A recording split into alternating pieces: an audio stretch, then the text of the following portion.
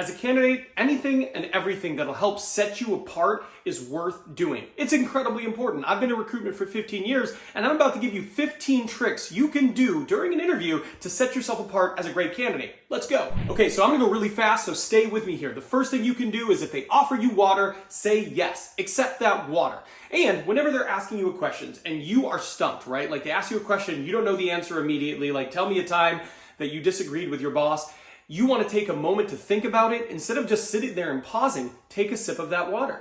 And while you're taking a sip of that water, you can actually think a little bit. You have a little bit more time to think of your example and then share that.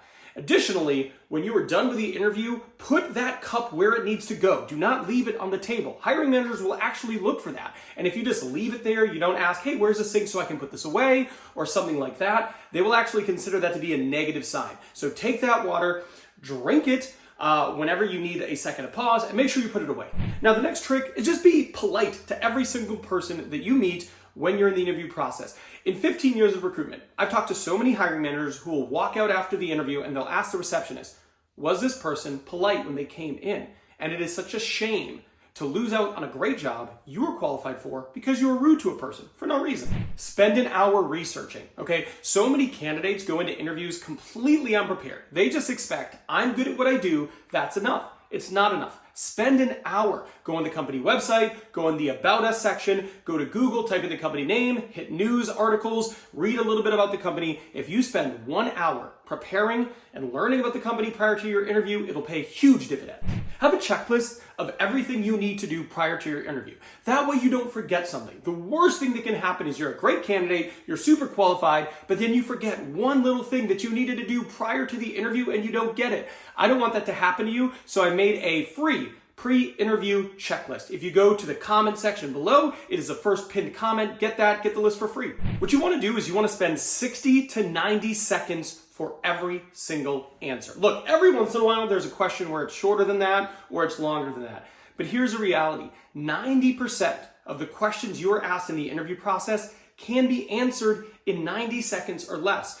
And if you ramble on a question you could answer in a minute, but it takes you 5 minutes to do so, they're just going to assume, probably correctly, that you aren't concise. So practice answering some common interview questions and time yourself. Make sure it's 60 to 90 seconds. Another trick is to show you're physically interested. If you're sitting like this during your interview, that's not good. You want to sit upright, you want to smile, you want eye contact, you want to be open from a posture perspective. Do those little things, it'll make a huge difference. Use the interviewer's name.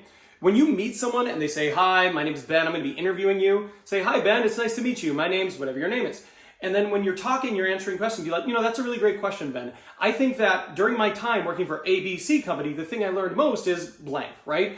And don't do it every single time, but sprinkle in their name throughout the course of the conversation. It makes it seem more like a conversation, less like an interrogation, and you'll bond with that person a little bit more.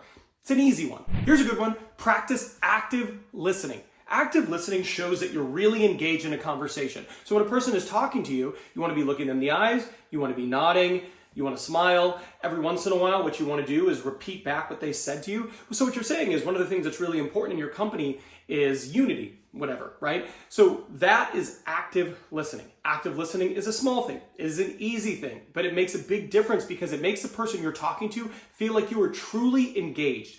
And in this era that we live in, where people are looking at their cell phones all the time, people are disengaged, etc., it's an advantage. Send a personalized thank you note. Look, if you send a ChatGPT written thank you note that has like the hyphens in it, it doesn't sound like a freaking human, that's not going to help you. If you send a generic thank you note that has nothing personalized in it, it is not going to help you. But if you send a thank you note after your interview and you reference something the person interviewing you said during the conversation, that will help you. Send one. You got to avoid negativity at all costs. There is nothing positive or nothing helpful about being negative in your interview. They're going to ask you questions that prompt you to be negative, like why are you looking for a new job? Why did you leave your last employer?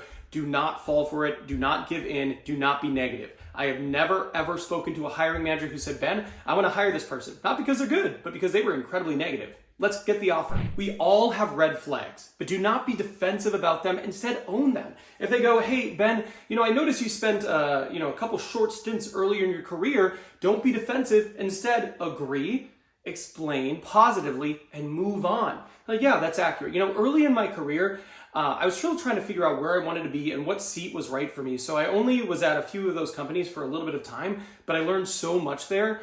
Key amongst that was what's a really good fit for me. So I'm really grateful for those experiences, and they helped me land at A, B, and C company. Boom, there you go. I wasn't defensive, I was positive.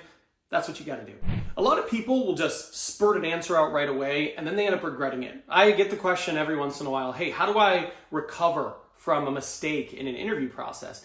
And the reality is it's really hard to recover from mistakes. So one of the easy things you can do is before you answer, just take 2 to 3 seconds. They ask you a question, Ben, tell me about your greatest achievement.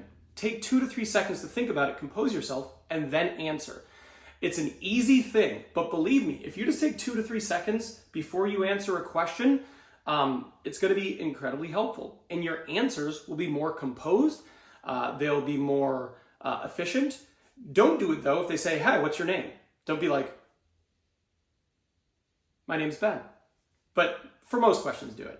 Arrive 10 minutes early. This one's really easy. You never want to be late to an interview, but I always tell people, get to the parking lot 10 minutes early and walk in to the lobby 7 minutes early. It's a small thing, but this falls under control what you can control. The next thing you can do is you can bring 5 thoughtful questions to the interview to ask the interviewer at the end of the interview. If you don't do this, it is a huge problem. They assume you don't care or you weren't prepared. And if you're wondering, well, Ben, what are 5 thoughtful questions? I actually made a video right here. These are the questions I would ask. These are the questions I do ask. If I interview, whenever I interview, these are the questions I ask. And they are questions I recommend you ask too. So go watch this video because then you're gonna have some amazing questions. I'll see you over there.